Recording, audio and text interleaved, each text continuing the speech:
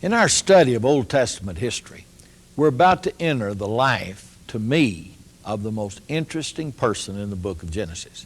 More interesting than Abraham, more interesting than Isaac or Jacob. To me, Joseph is a hero.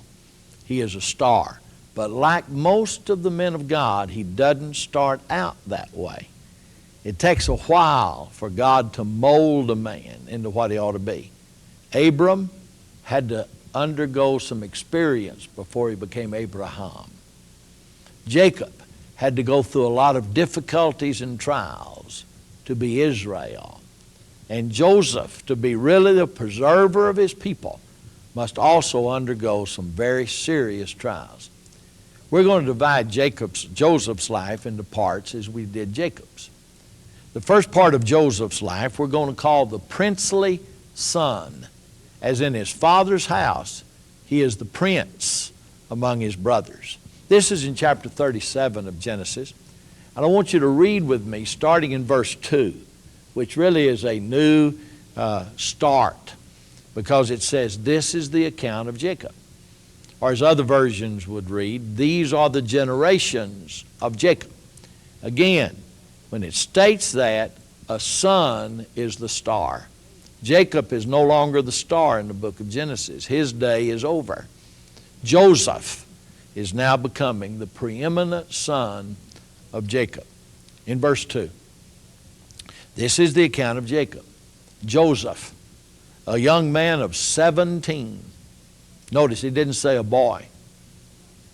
He said a young man of 17 was tending the flocks with his brothers, the sons of Bilhah and the sons of Zilpah, his father's wives.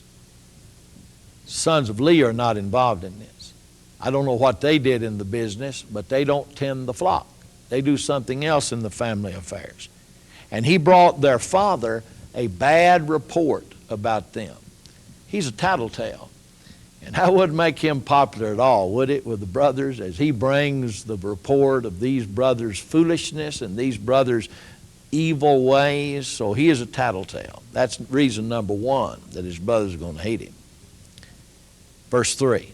Now Israel loved Joseph more than any other of his sons, because he'd been born to him in his old age. He made a richly ornamented robe for him. Now some versions read a coat of many colors. That's fine. The idea is it's a special coat. It's a coat that no one else has. It's one of a kind. It's an exclusive. When his brothers saw, they can see this in the coat as well as in the favoritism they watched their father render. When the brothers saw that their father loved him more than any of them, they hated him and could not speak a kind word to him. They take out on Joseph the father's favoritism. But that's reason number two.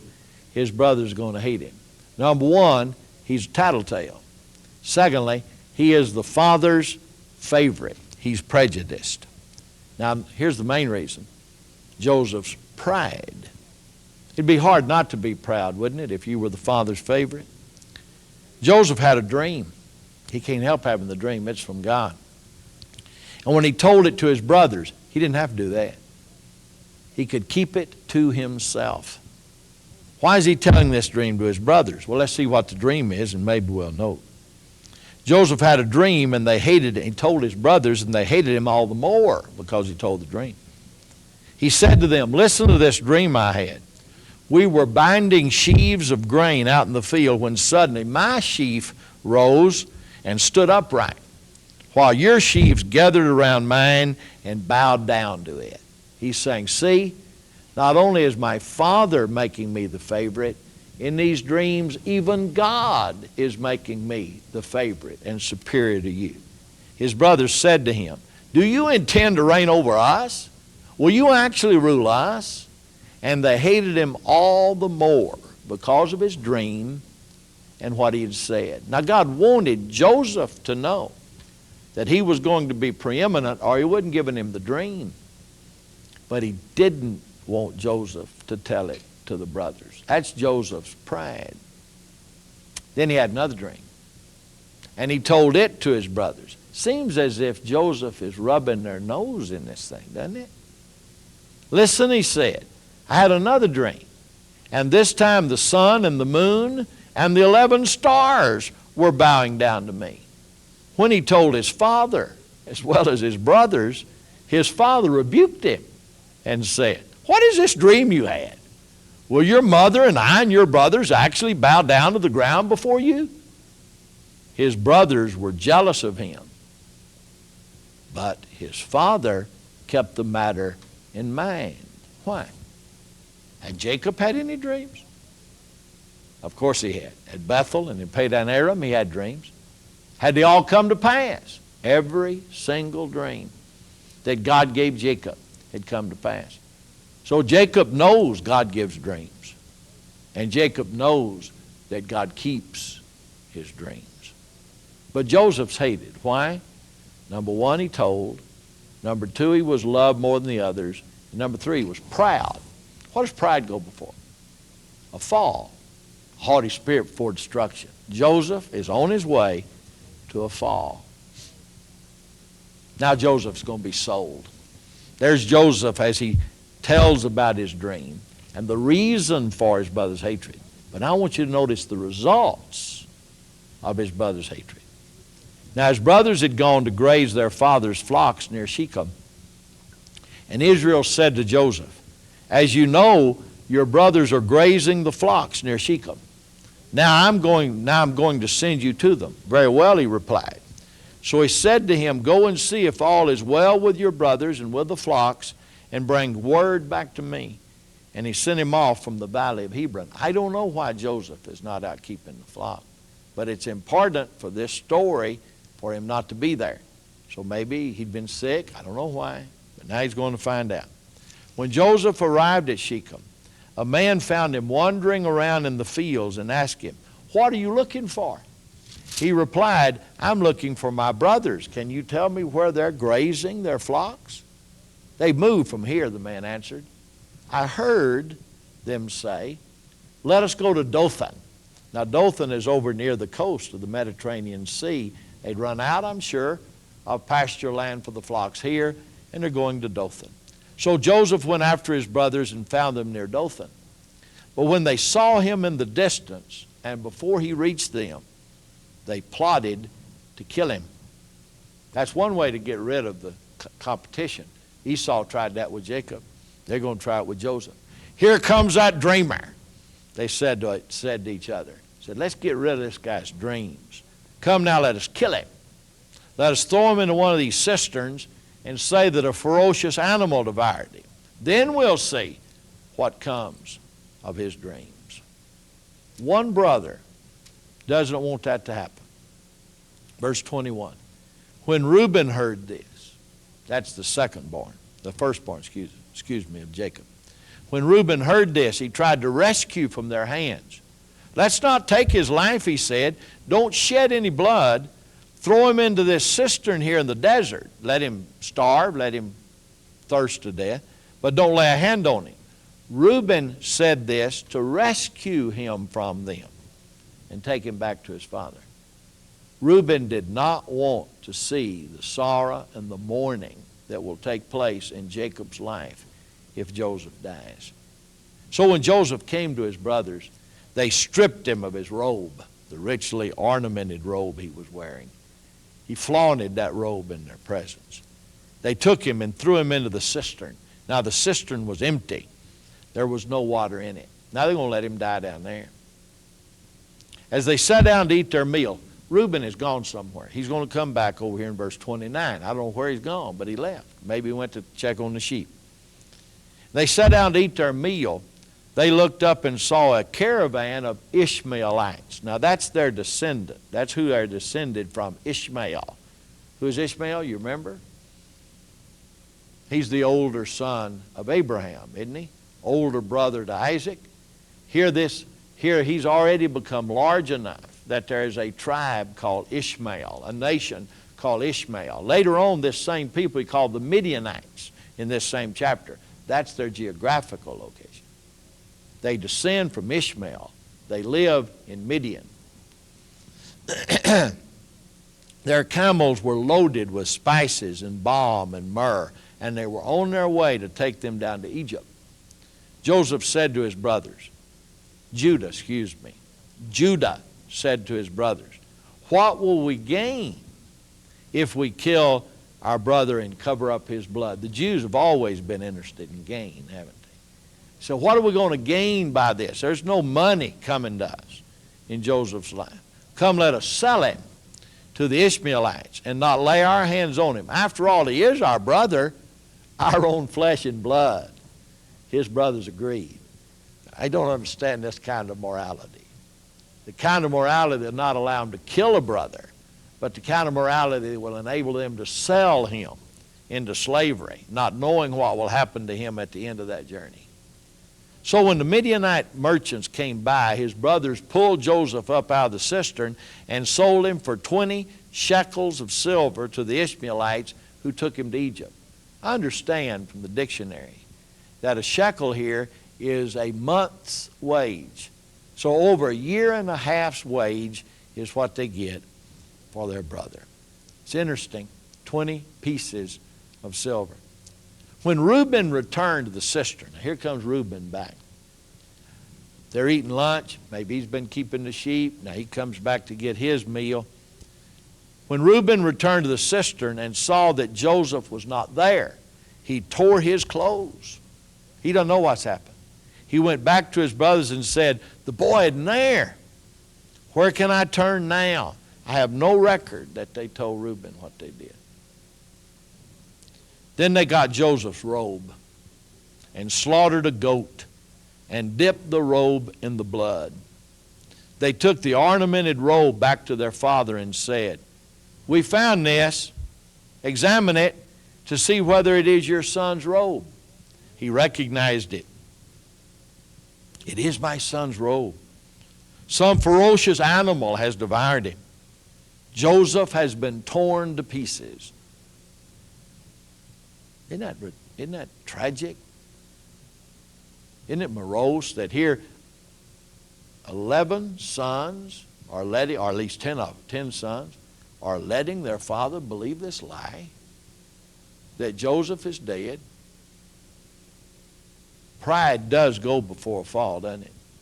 And a haughty spirit before destruction. Then Jacob tore his robe and put on sackcloth and mourned for his son many days. All his sons and daughters, that's interesting, daughters, must have had others, came to comfort him, but he refused to be comforted. "No," he said, "in mourning will I go down to the grave to my son." So his father wept for him. Meanwhile, the Midianites sold Joseph in Egypt to Potiphar, one of Pharaoh's officials, the captain of the guard. That story would be picked up later in chapter 39. But why did they hate Joseph? Let's review here. Why did they hate Joseph? Because of his telling the father about the evil they'd done. Because of the favoritism that the father showed and Joseph accepted. And because of his pride that caused him to tell his dreams that showed he was going to be superior, not only to his brothers, but also to his father and his mother. And what was the result of that hatred? Joseph is now sold as a slave into Egypt. Joseph must inherit the consequences of his pride. Now, if you know the rest of the story, it's going to come out all right. God's story always does. But right now it's tragedy. One brother is sold to Egypt into slavery. A father is tearing his clothes and mourning over the situation. And the rest of the sons are letting him do it. I would have, after a month or two of that, begun to feel terribly guilty, terribly dishonorable to my father. We'll pick that story up in our next lesson. But in the rest of this lesson, let's look at a redemptive sidelight.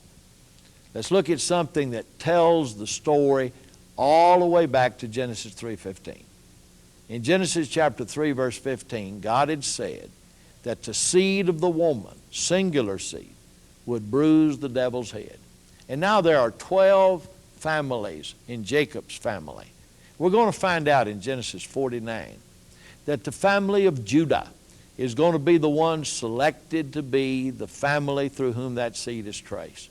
That a lion, a single person out of Judah's family will arise to defeat the devil and to bless all mankind and to carry on Abraham's seed. In chapter 38 tells the story of Judah's line so that we can know who the one will be, who the ones will be to trace this seed from Adam all the way to Christ. This is also an interesting sidelight into the morality of the children or the lack of morality. Judah is the best, maybe other than Joseph. Judah is the best of Jacob's children, and he's flawed. As the best, Joseph was flawed. At the very best, man is what? Man is flawed. At the very, very best. We cannot be saved based on what we do because we're flawed. Now read with me chapter 38.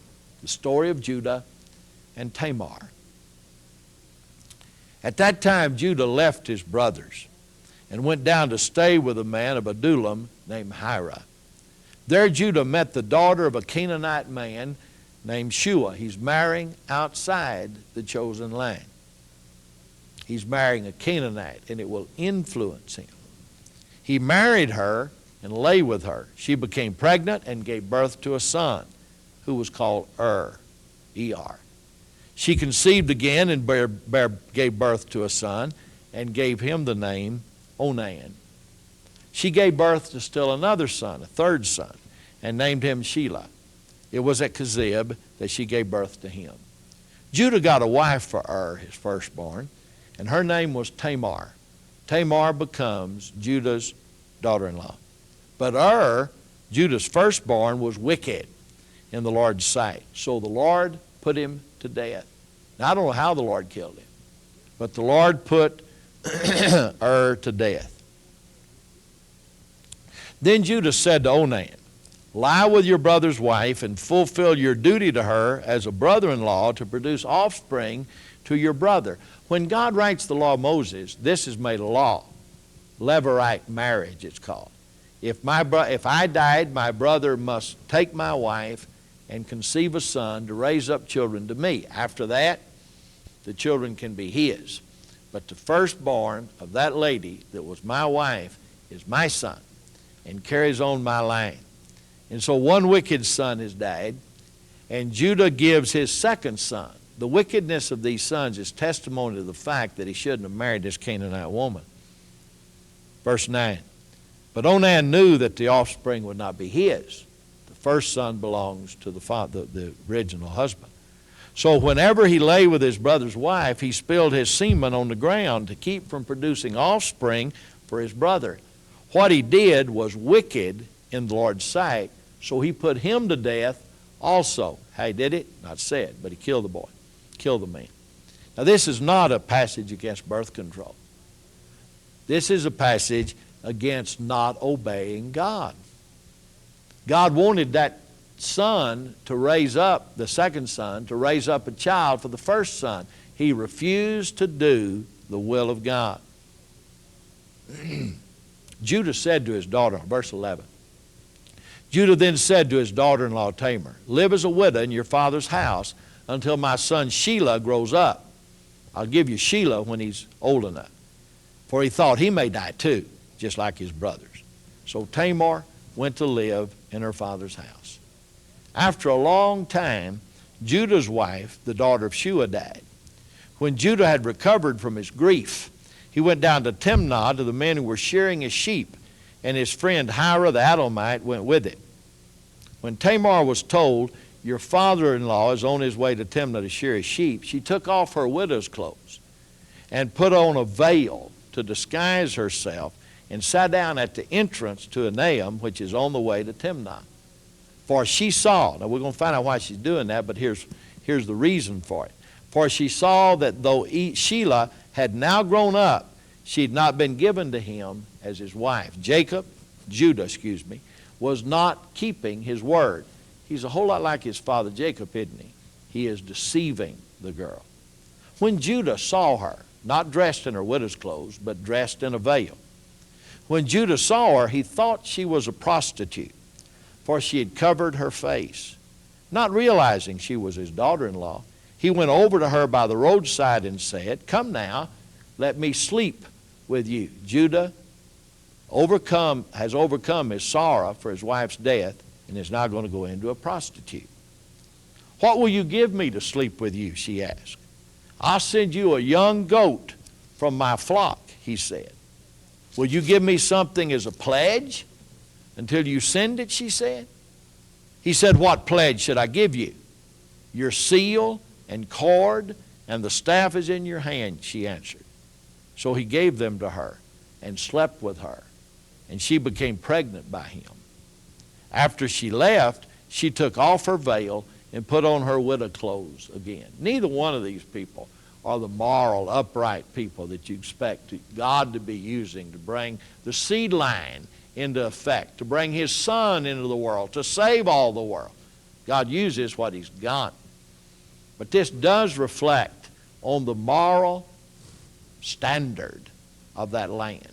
Judah should still be back with his brothers in promised land, living with them, and he wouldn't have endured such agony. He has been affected by his living among the Canaanite people to the point that he now goes into a prostitute. His daughter-in-law, being a Canaanite, is setting Judah up for the fall. Let's read on about the fall. Verse 20. Meanwhile, Judah sent the young goat by his friend the Adamite in order to get his pledge back from the woman. But he did not find her. He asked the men who lived there, "Where is the shrine prostitute?" That's an interesting statement there, isn't it? Where is the shrine prostitute? You see, the religion of Canaan was the Baal worship. It was a fertility rite. And they finished their worship unto their God by adultery or by fornication with a temple prostitute, either a male or a female. "Where is the shrine prostitute who was beside the road at Enaim?" He said, "There's not been any shrine prostitute here." So he went back to Judah and said, "I didn't find her. Besides, the men who lived there said, there's not been any shrine prostitute there." Then Judah said, "Let her keep what she has, or we'll become a laughingstock. After all, I did send her this young goat, but you didn't find her." About 3 months later, Judah was told, "Your daughter-in-law Tamar is guilty of prostitution, and as a result, she's now pregnant." Judah says, "Bring her out, and she shall be burned to death." That's what the law said in the law of Moses later. As she was being brought out, she sent a message to her father-in-law. "I'm pregnant by the man who owns these," she said. And she added, "See if you recognize whose seal and cord and staff these are." Judah recognized them and said, "She's more righteous than I am, since I wouldn't give her to my son Shelah, and he did not sleep with her again." He doesn't take her to be his wife, but her son is going to be in the lineage of Jesus. Let's read it in verse 27. When the time came for her to give birth, there were twin boys in her womb. And as she was giving birth, one of them put out his hand. So the midwife took a scarlet thread and tied it on his wrist and said, "This one came out first." But when he drew back his hand, his brother came out. And she said, "So this is how you've broken out." And she called him Perez, which means breaking out. Then his brother, who had the scarlet thread on his wrist, came out, and he was given the name Zerah, which means scarlet or brightness. Perez is in the lineage of Christ.